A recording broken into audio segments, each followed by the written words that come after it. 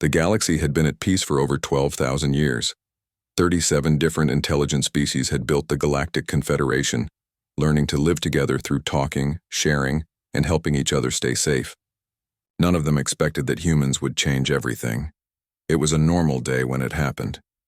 The human ship called Pathfinder was exploring near Alpha Centauri, the closest star system to Earth. Captain Samuel Wright stood on the bridge, looking out at the stars. He was 52 years old with gray hair at his temples, and eyes that had seen Earth shrink to a pale blue dot behind them. "Captain, we're picking up something strange," said Linda Evans, the sensor operator. Her fingers moved quickly across her screen. "It's big and it's not natural." Samuel leaned forward. "Show me." The main screen lit up with an image that made everyone on the bridge fall silent. It was a ship, but unlike anything humans had built. It looked like a silver leaf with glowing blue veins running through it. "Are they responding to our signals?" Samuel asked. Communications Officer Paul Bennett shook his head. "Not yet, but something's happening." A light filled the bridge, and suddenly a figure stood before them. It wasn't human. It stood 7 feet tall with feathers instead of hair and 4 arms that moved with strange grace. Its eyes were large and golden. "I am Zenith of Dawn," the creature said in perfect English, speaker for the Krell and representative of the Galactic Confederation. "We have been watching your species for some time." That was how it began. Within 3 months, Earth was hosting visitors from the stars. The United Nations building in New York had been expanded to include special rooms for the different alien species. Some needed different air, others couldn't handle Earth's gravity, and a few could only communicate through colors or smells. Ambassador Olivia Martinez became the face of humanity to the stars. She was in her 40s with dark hair always pulled, back in a neat bun and a calm voice that never showed fear, even when speaking to aliens who looked like walking crystals or floating clouds of gas. "We are honored by your invitation to join the Confederation," she said during the first formal meeting. Humanity has dreamed of meeting others among the stars for generations.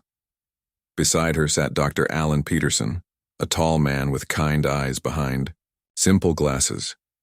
He was Earth's top scientist and had been chosen to work with the aliens on sharing technology. "The technological gifts we offer are not given lightly," said Veth Prime, a being that looked like a statue made of blue glass. "But we see great potential in your species. Your adaptability is unusual." The Confederation offered amazing things: clean energy that could power whole cities from a box the size of a car, medical treatments that could cure most diseases, and ways to control gravity that made space travel much easier. Earth's scientists were amazed at how quickly they could learn and use these new ideas.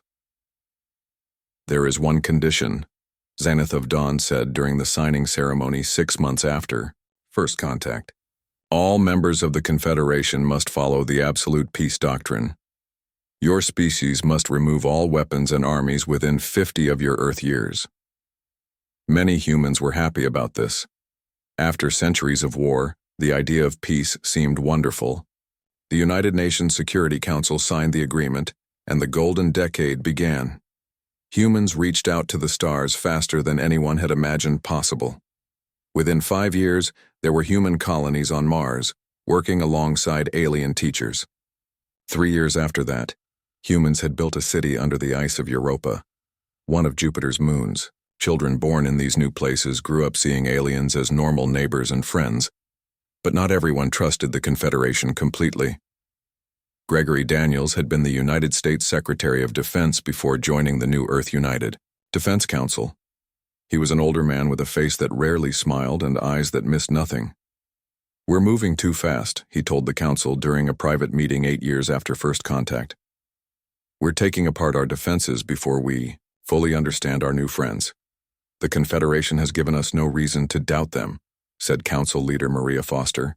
"Their technology has solved our energy crisis, cleaned our oceans, and helped us build homes on other planets." Gregory nodded. "Yes, and that's exactly my point. We're becoming dependent on them. What happens if their help stops?" "Are you suggesting they have bad intentions?" asked Francisco Rodriguez, the European representative. "I'm suggesting we should be careful," Gregory replied. Let me start something small, something hidden, just in case. After much debate, the council agreed. Gregory began Project Contingency, a secret program hidden in an underground base in Wyoming. Only 12 people knew about it at first. Their job was simple but important.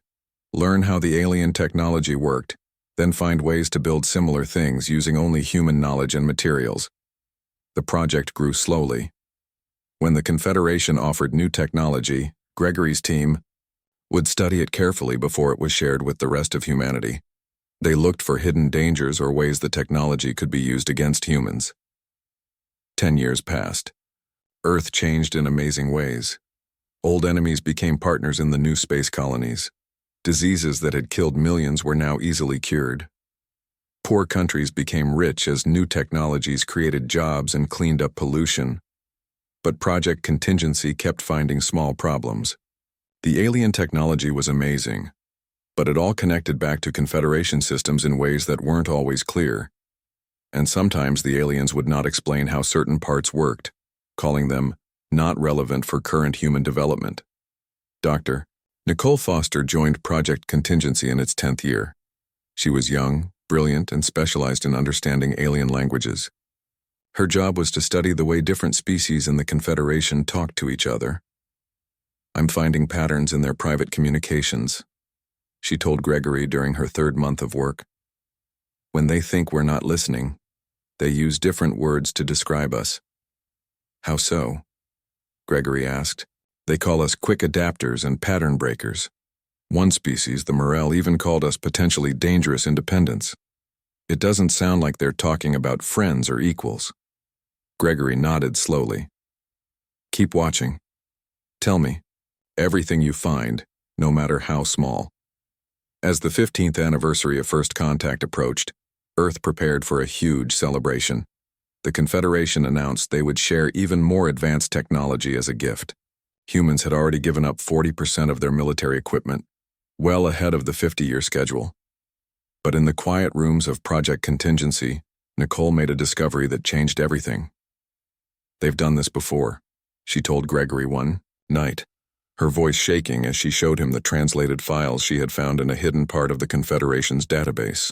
At least 8 other species were invited to join the Confederation. None of them are independent anymore. What happened to them? Gregory asked, his face grim. 4 are now client races with few rights. 3 had their biology changed to make them more peaceful and obedient. And 1, she paused, 1 tried to leave the Confederation. They don't exist anymore. Gregory stood up and looked at the world map on his wall. Humanity had spread to the stars, built amazing things, and begun a new chapter in their history. But perhaps they had been too trusting, too eager. We need to learn more, he said finally. And we need to prepare quietly. Humanity must have choices. Outside, fireworks lit up the sky as people celebrated 15 years of peace and progress with their alien friends. But in the shadows, Project Contingency began to grow, preparing for a day they hoped would never come, a day when humanity might need to stand alone. Dr. Nicole Foster couldn't sleep. For 3 weeks since her discovery about the Confederation's history with other species, she had been working day and night. Her small apartment on the Luna research base was filled with notes and data screens. Empty coffee cups lined her desk. There has to be more, she whispered to herself as she searched through the alien data she had secretly copied. Nicole was 34, with short brown hair and eyes that showed both her intelligence and her worry. She had never wanted to be anything but a language expert, helping humans talk to aliens. Now she found herself in the middle of something much bigger. A soft beep from her computer made her look up. The program she had made to search for patterns had found something new. It was a hidden message system used by members of the Confederation when talking about humans. "Oh no," she said as she read the translations. The messages showed that many alien species were afraid of how quickly humans were learning. Humans were adapting to new technologies faster than any species the Confederation had ever met. Some aliens were suggesting that waiting 50 years to fully control humans might be too long. Nicole needed help. She sent a secure message to her supervisor, Commander Ethan Rodriguez. Ethan had been a Navy man before joining the Luna base. He was in his 40s, with dark skin and a calm way of talking that made people trust him. He was also part of Project Contingency. They met in the quiet observation dome that looked out over the gray surface of the moon. Earth hung in the black sky above them, blue and beautiful. "Are you sure about this?" Ethan asked after she showed him her findings. "I've checked it 3 times, Nicole said. "Look at this message from the Krell leadership to the Veth. They talk about how our biological aggression patterns might need early intervention. They're talking about changing us, Ethan, like they did to those other species." Ethan was quiet for a long time. "We need more information, and we need someone who understands the political side better than we do." That's how Lisa Bradley joined their small group. Lisa worked as an intelligence analyst in the diplomatic corps. She was smart, good with computers, and had access to records of all meetings between humans and Confederation members.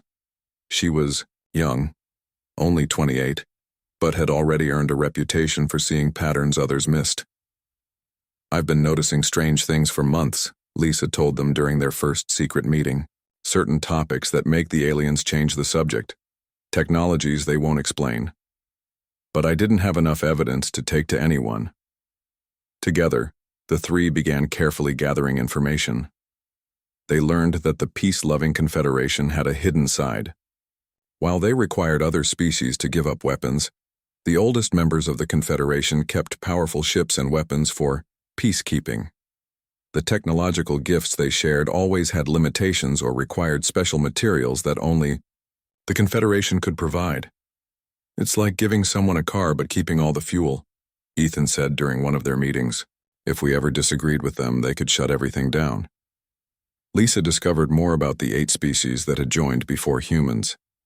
The evidence was hidden in small pieces across many different files, but the pattern was clear. The Confederation didn't want partners. They wanted to control other intelligent life they found. "The Tellarites tried to leave the Confederation 80 years ago," Lisa explained, showing them the records she had found. They were a proud species, something like bears but more intelligent. When they realized what was happening and tried to back out, the Confederation said they were becoming dangerously unstable. There was a peacekeeping action. Now there are no Tellarites anywhere in the galaxy.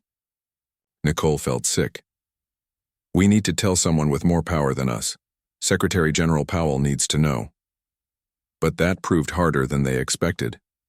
When Ethan tried to schedule a meeting with Diane Powell, the United Nations Secretary General, he found his security clearance suddenly reduced. The system said he was under routine review. "This isn't normal," he told Nicole and Lisa.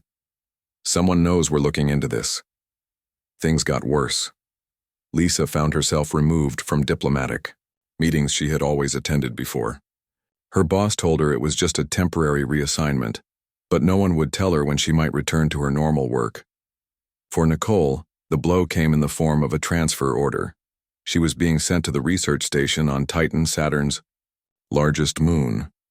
The order said she was needed to study atmospheric communication patterns, which made no sense for a language expert. "They're splitting us up," Lisa said during what might be their last meeting together. The 3 sat in a small park near the Washington Monument on Earth.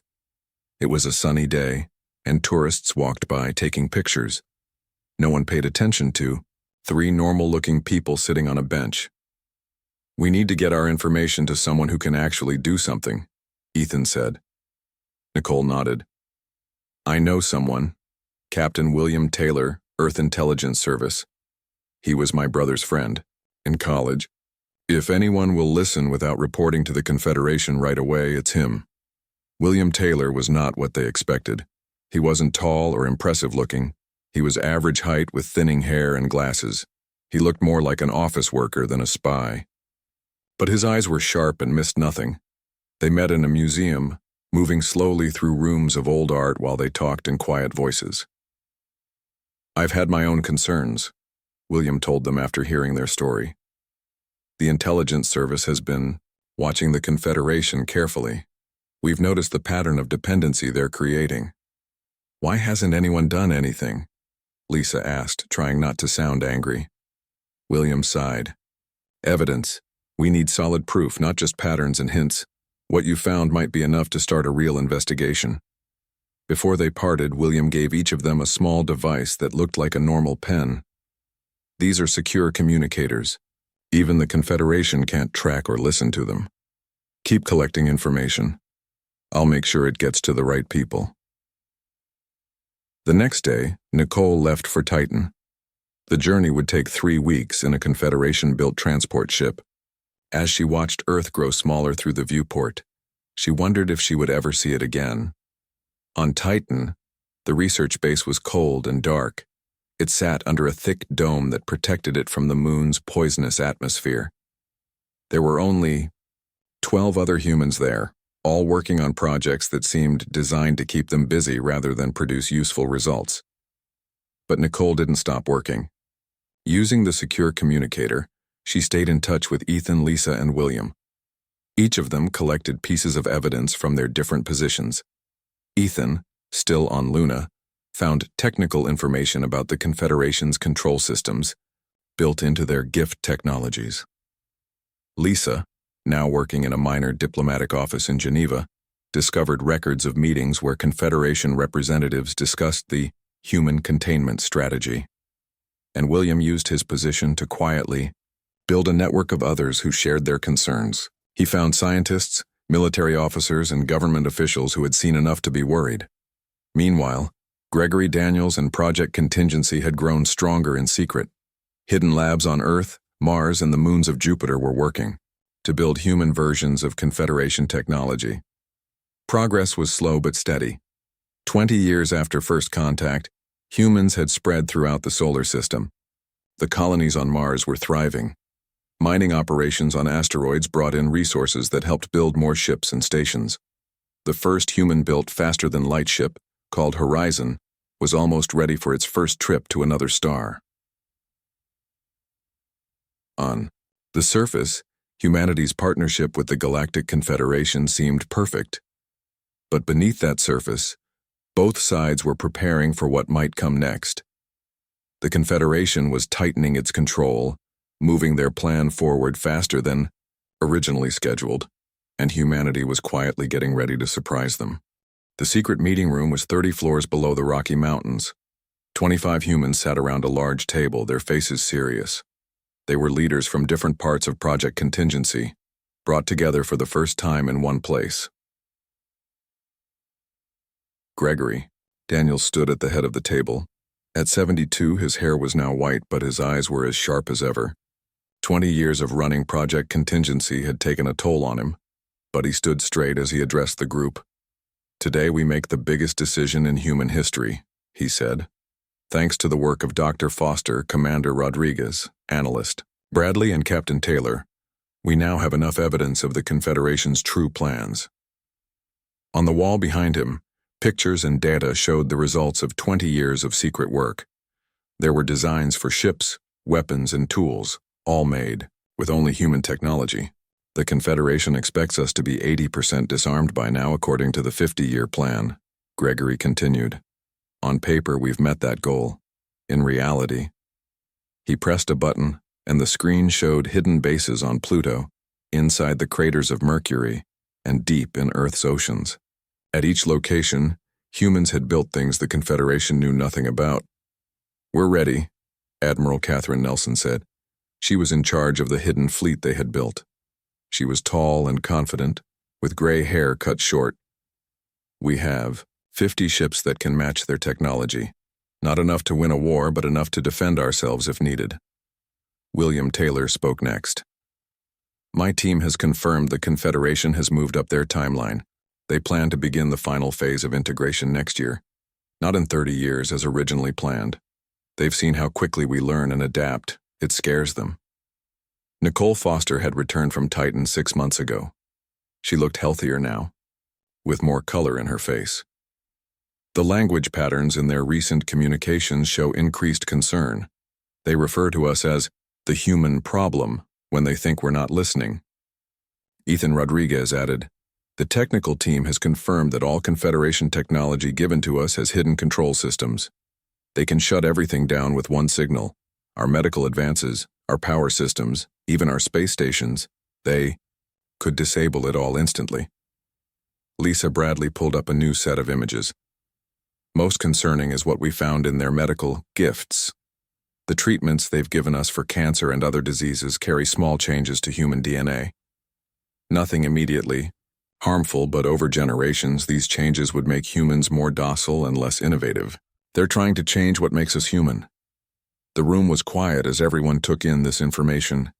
These people had devoted years to uncovering the truth and preparing options. Now they had to decide what to do. "We have 3 choices," Gregory said. "First, we can do nothing. Continue as we are and hope the Confederation's control will be gentle.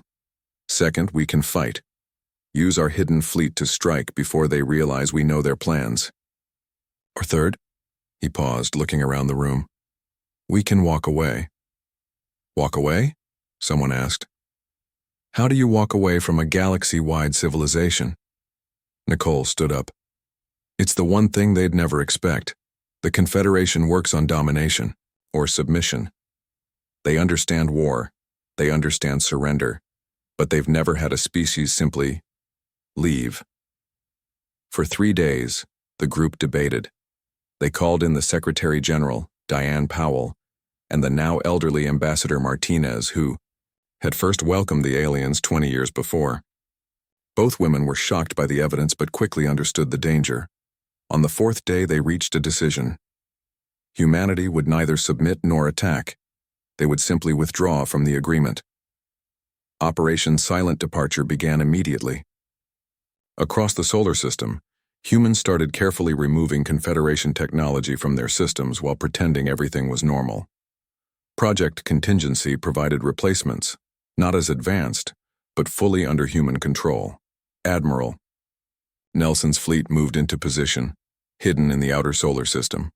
The first human-built faster-than-light ship, Horizon, began secret trips to nearby star systems, finding places where humans could go that the Confederation rarely visited. For 6 months, humanity prepared. Hidden factories on Mars and in the asteroid belt worked day and night, building ships and supplies. The oldest human colonies on Mars began quiet evacuations, moving people to new secret locations. Earth's leaders created careful plans to move billions of people if necessary. Nicole, Ethan, and Lisa worked with William to create a special team. Their job was to remove all traces of humanity's true capabilities from Confederation records. They carefully planted false information about human weaknesses and fears. "We need them to underestimate us," Nicole explained to her team. "If they think we're helpless without their technology, they won't chase us immediately." The day of the announcement came sooner than planned. A Confederation inspector had discovered one of the hidden bases on Europa. They had to move now or lose the element of surprise. Jacob Reeves, who had replaced Olivia Martinez as Earth's ambassador to the Confederation, requested an emergency meeting of the Galactic Council. All 37 species sent representatives to the great meeting hall on the Confederation's central station. The room was huge, with special areas for each type of alien. Some floated in tanks of liquid, others needed special gravity or atmospheric conditions. Humans had a simple section, with normal chairs and tables. Jacob stood before them all, his face calm despite the importance of the moment. He was younger than most ambassadors, just 40, but he had been chosen for his clear thinking and strong voice. "Honored representatives of the Galactic Confederation," he began, "for 20 years humanity has been part of your community. We have learned much from you, and we hope you have learned from us as well." The aliens watched silently. Some used translation devices to understand his words. "Today I must inform you that humanity is withdrawing from the Confederation Peace Treaty. Effective immediately." The room erupted in sounds of shock and confusion. Some aliens made high whistling noises. Others rumbled deeply. The Krell representative, a descendant of Zenith of Dawn who had first contacted humans, spread his forearms wide in a gesture of disbelief. "This is not possible," said the Archon of the Veth Collective, the glass-like being who led the oldest Confederation species. "The peace doctrine is eternal and binding. No species has ever withdrawn." Jacob's voice remained steady. Humanity entered this agreement in good faith. We now understand your true intentions. The peace you offer requires submission. The gifts you provide come with hidden controls. The protection you promise is actually containment. These are serious accusations, the Archon said, its crystal body glowing with blue anger. What evidence do you have? Jacob smiled slightly. The evidence is no longer important. Our decision is made. Humanity chooses independence. We seek neither conflict nor domination. We simply wish to follow our own path among the stars. This cannot be allowed, the Archon declared. The Council will need to vote on containment measures. Vote as you wish, Jacob replied. By the time you finish, humanity will be gone. As he spoke those words across the solar system, the final phase of Operation Silent Departure began. Colony ships that had been disguised as cargo vessels activated their engines. The hidden fleet moved to protect evacuation routes.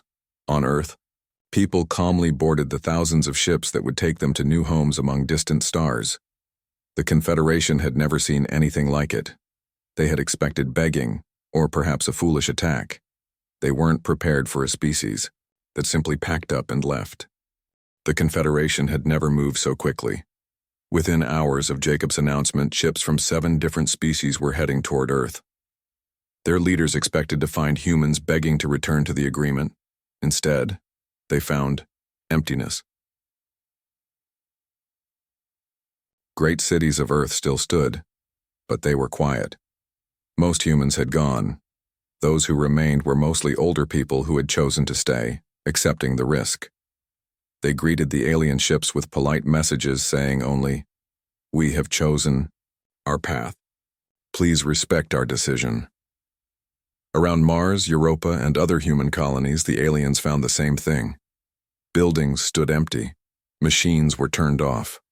Defensive systems consisted only of simple warning buoys that repeated the same message. This territory belongs to humanity. We seek no conflict. Please respect our boundaries. In the Great Meeting Hall, the Confederation Council argued for days. The Archon of the Veth Collective pounded its crystal fist on the table. Find them. They cannot have simply disappeared. No species has ever done this before. Zenithwing, the Krell representative, spread his 4 arms in a sign of concern. Our scouts report human ships have been detected in 50 different directions. They're scattering across the galaxy, avoiding our main travel routes. They are running away, said the representative of the Morel, a species that looked like tall, thin bears. This shows weakness. We should pursue and bring them back to the proper path. But the representative of the Jaxil, one of the oldest species in the Confederation, raised a webbed hand. Perhaps we should consider whether we have made an error. No species has ever rejected our guidance in this way. Could there be something unusual about humans? The debate continued. Some wanted to hunt down every human ship and force them to return. Others suggested leaving a small number of humans free as an experiment. A few quietly wondered if the Confederation's approach to new species needed to change. While they argued, humanity moved according to their carefully made plans. Admiral Catherine Nelson stood on the bridge of the Freedom, the largest ship in humanity's hidden fleet. On the main screen, she watched as thousands of colony ships moved through the protected corridors her fleet had established. Status report, she ordered. Her second-in-command, Captain Frank Rivera, checked his screen. Earth evacuation is 87%. Complete. Mars is at 92%. The outer colonies are all above 95%. The Confederation fleet is still searching the wrong areas thanks to the false information we planted. Catherine nodded. She was tired. She had barely slept in the 3 days since Operation Silent Departure began, but satisfied. The plan was working better than anyone had expected. Any attacks on our people who chose to stay behind, she asked. None so far, Frank replied. The Confederation seems confused rather than aggressive at this point. They're sending messenger ships, not warships. On one of the colony ships, the Hope, Nicole Foster looked out at the stars. Beside her stood Ethan Rodriguez and Lisa Bradley. The 3 friends who had discovered the truth about the Confederation were now heading to one of humanity's new homes. Do you think they'll follow us? Lisa asked. Ethan shook his head. Not immediately. They don't understand what we've done. Their whole system is based on control. The idea that a species would choose independence over their gifts doesn't fit their way of thinking. Nicole watched as another ship passed them, heading in a different direction. That's our advantage. We're doing something they've never seen before. By the time they decide how to respond, we'll be established in our new homes. The plan was both simple and complex. Humanity wasn't running to just one place where they could be easily found. They were spreading out to 50 different star systems, carefully chosen to be rich in resources but far from Confederation travel routes.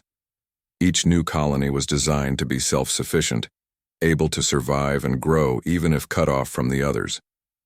They carried seeds, animals, and everything needed to build new homes. Most importantly, they carried knowledge, carefully protected information about how to build and maintain technology without depending on the Confederation. President Christina Howard sat in her office on the presidential ship Democracy. She was the first president to be elected after the decision to leave the Confederation.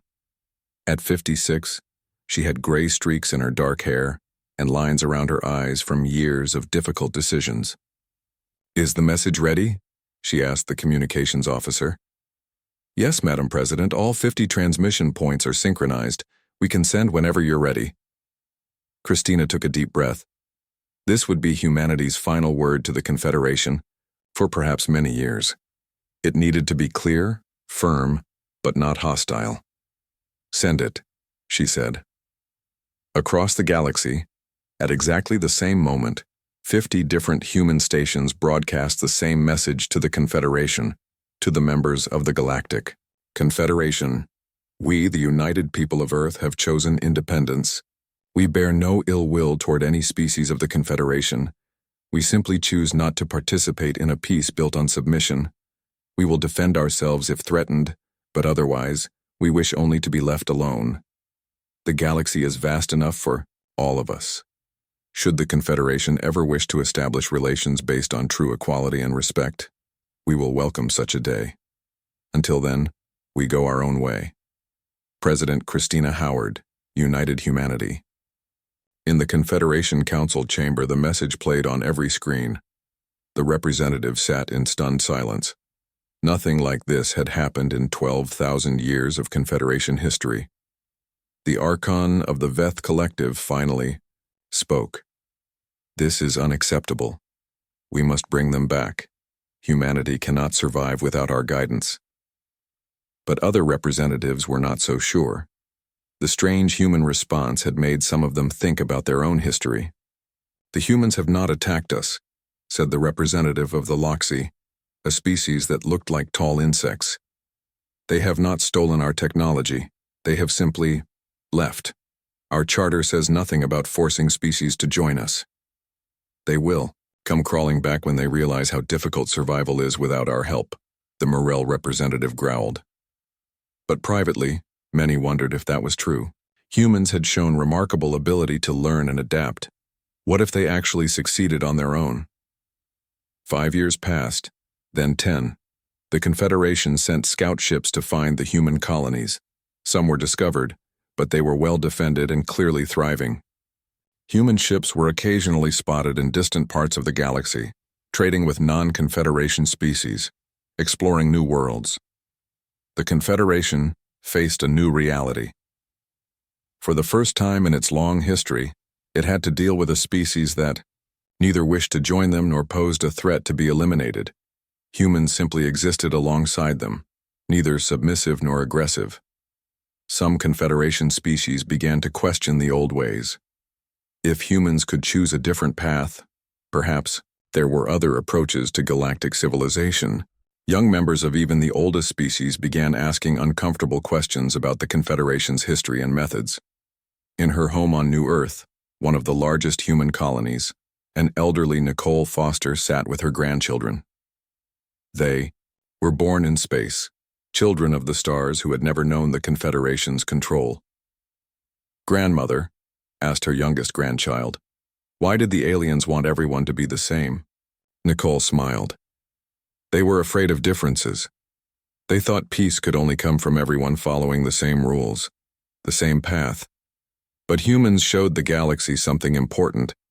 There are many paths to the future, and true peace comes from respect, not control. Across the stars, humanity built a new civilization. They remembered the lessons of Earth, the dangers of war, greed, and hatred, but also valued the freedom to choose their own way forward. And the galaxy watched, no longer in horror but in growing wonder as humanity walked its own path among the stars.